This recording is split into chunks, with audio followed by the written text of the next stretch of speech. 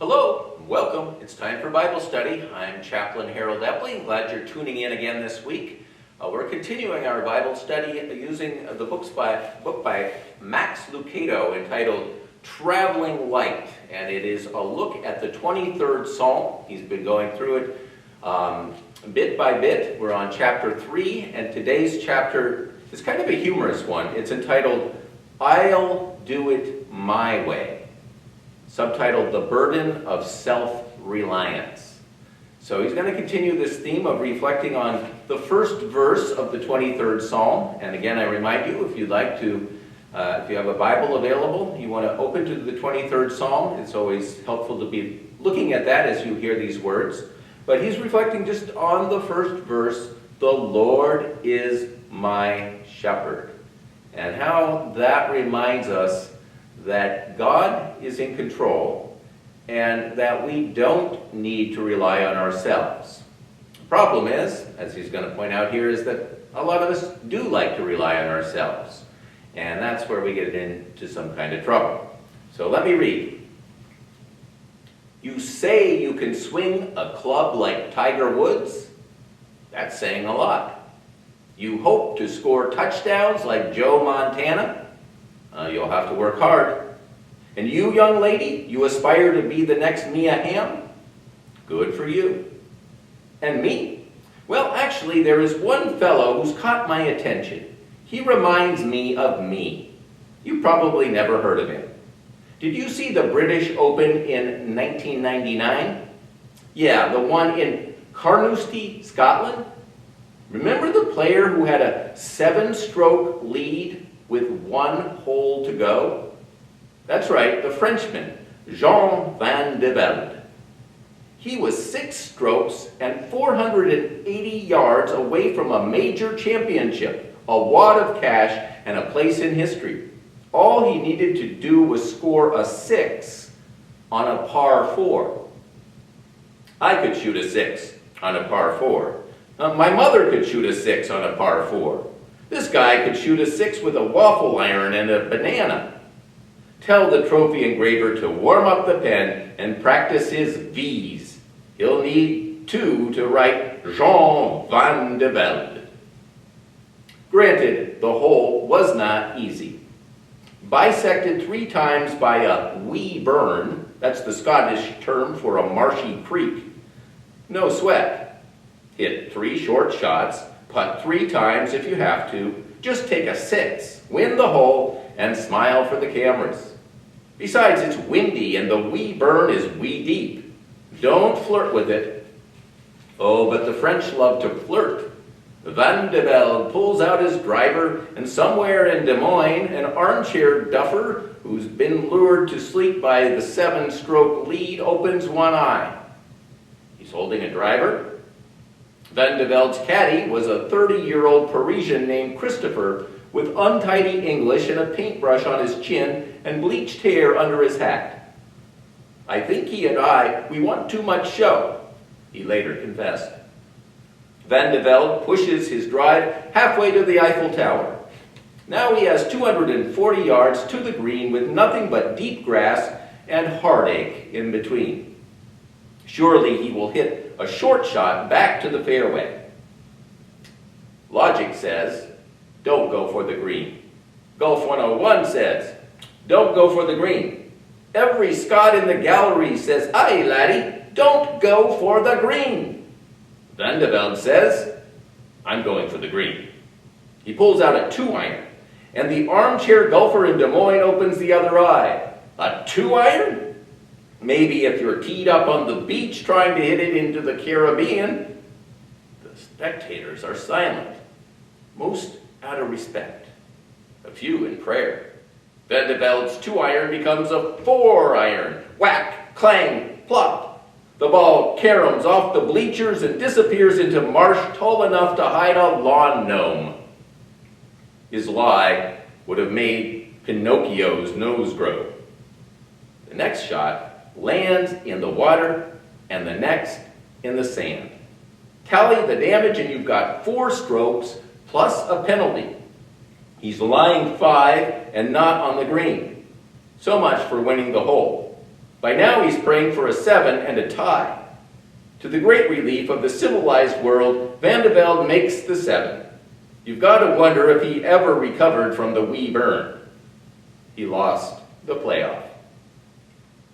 Golf, like nylon running shorts, reveals a lot about a person.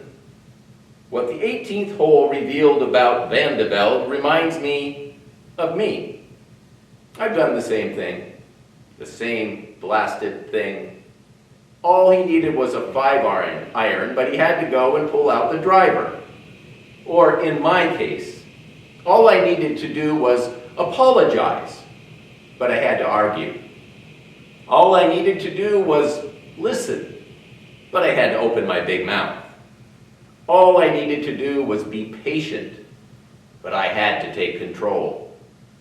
All I had to do was give it to God, but I tried to fix it myself. Why don't I leave the driver in the bag? I know how Christopher the caddy would answer. I think he and I and Max, we want too much show. Too much stubbornness, too much independence, too much self-reliance. I don't need advice, whack. I can handle this myself, clang. I don't need a shepherd, thank you, plop. Can you relate? Are Jean and I the only ones to make an anthem out of Sinatra's song, I Did It My Way? Are we the only two dragging around the cast-iron chest of self-reliance? I don't think so. We humans want to do things our way. Forget the easy way. Forget the common way. Forget the best way. Forget God's way. We want to do things our way. And according to the Bible, that's precisely our problem.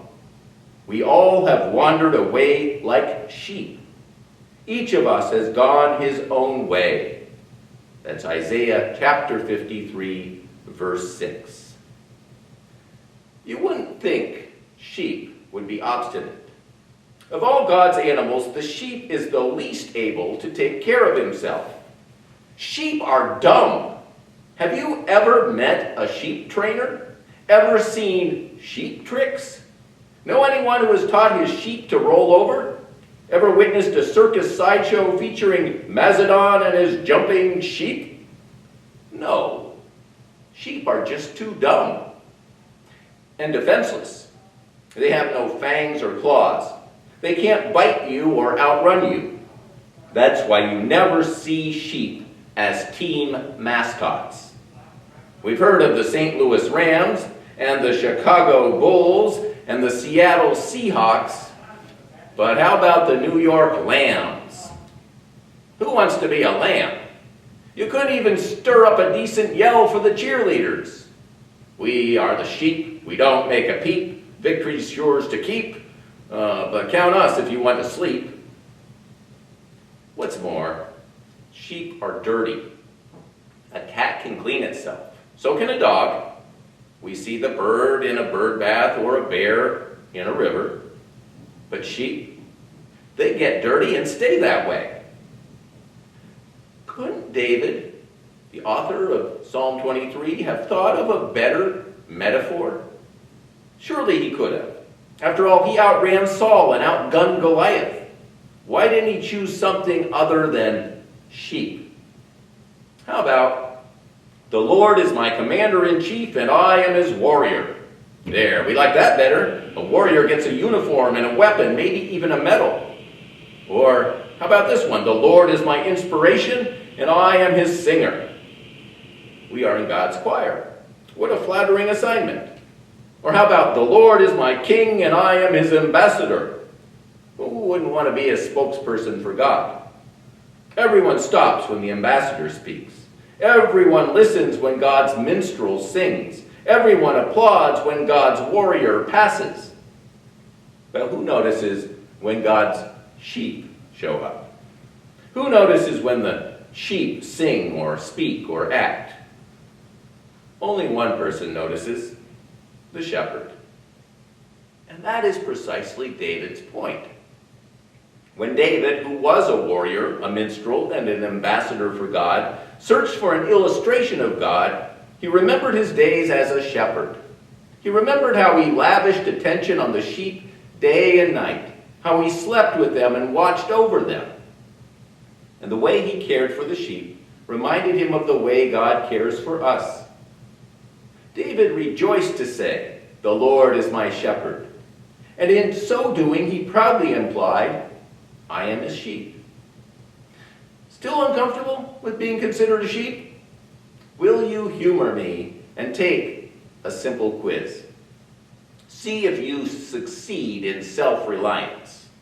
Raise your hand if any of the following describe you. You can control your moods. You're never grumpy or sullen. You can't relate to Jekyll and Hyde. You're always upbeat and upright. Does that describe you? No? Well, here, let me try another one. You are at peace with everyone. Every relationship in your life is as sweet as fudge. Even your old flames speak highly of you. Love all and are loved by all. Is that you? If not, how about this description? You have no fears. Call you the Teflon toughie. Wall Street plummets? No problem. Heart condition discovered? Ah, yawn. World War III starts? What's for dinner? Does that describe you? How about you need no forgiveness? You never make a mistake. As square as a game of checkers, as clean as Grandma's kitchen. You never cheated, never lied about cheating. Is that you? No? Well, let's evaluate this. You can't control your moods. A few of your relationships are shaky. You have fears and faults. Do you really want to hang on to your chest of self-reliance? Sounds to me as if you could use a shepherd. Otherwise, you might end up with a 23rd Psalm that sounds like this. I am my own shepherd. I am always in need. I stumble from mall to mall and shrink to shrink, seeking relief but never finding it. I creep through the valley of the shadow of death and fall apart. I fear everything from pesticides to power lines, and I'm starting to act like my mother. I go down to the weekly staff meeting and am surrounded by enemies. I go home and even my goldfish scowls at me. I anoint my headache with extra strength Tylenol. My Jack Daniels runneth over. Surely misery and misfortune will follow me, and I will live in self-doubt for the rest of my lonely life. Why is it that the ones who most need a shepherd resist him so? That's a question for the Wendevogels of this life. Scripture says, do it God's way. Experience says, do it God's way. Every Scot in heaven begs, aye, laddie, do it God's way. And every so often, we do. And when we do, when we follow the lead of Notre Dame and keep the driver in the bag, somehow the ball stays in the fairway. Yes, Van de Velde reminds me of me. After losing the playoff hole, he kept his composure for the crowds. But once he sat in the scorer's tent, he buried his face in his hands. Next time I'll hit Z-wedge, he sobbed. You'll say I'm a coward, but next time I'll hit Z-wedge. Both you and me, Jean. Okay, there we go. A humorous chapter 3, but with a lot of things to think about in our lives, how we want to do things on our own. And there's a few questions I want to leave you with as you reflect on this chapter and think about your own life in relation to the 23rd Psalm. The first question is, he talks about being a sheep and how sheep are not the most admirable of all the animals out there. And he says that they're kind of stupid and they're dirty and they can't defend themselves. So there's a question here. Do you think proudly of yourself as a sheep? Can you relate to that image of being a sheep as someone who often can't take care of yourself and isn't always the most wise about things? He says it's an interesting image to use to describe us as sheep and God as the shepherd. So take some time to think about how you relate to God as your shepherd and how sometimes you may act like a sheep. He also raises that little quiz that he has in the middle of his chapter. He says, take this quiz, and basically he gives us 4 things to consider. The first is you can control your moods. The second is you are at peace with everyone. The third is you have no fears. And the fourth, you need no forgiveness.